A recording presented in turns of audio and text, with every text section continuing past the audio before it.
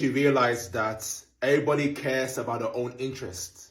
That's human nature. And I've got two examples to show you.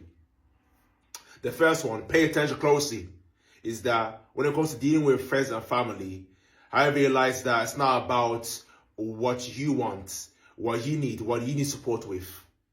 You know, it's all about, majority of the time, it's shifted on what they want. Okay, do this for me. Okay, do that. Okay, do this favor for me. X, Y, Z. Just pay attention. You know, when you pause and think for a moment, you're realizing that that's the truth. You know, it's all about what 90% of the time, majority of the time, is what they want from you.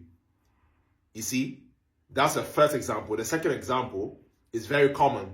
Is that when it's more evident than the first one, is that when you talk to someone, you're realizing that they dominate the conversation. Whole 99% of the conversation, they dominate it.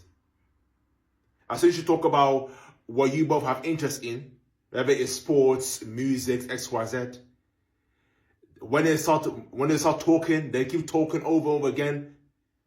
And what makes it even worse is that they don't ask questions. Or what do you think about it?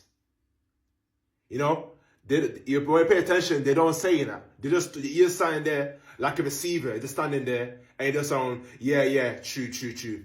That's it as far as it goes.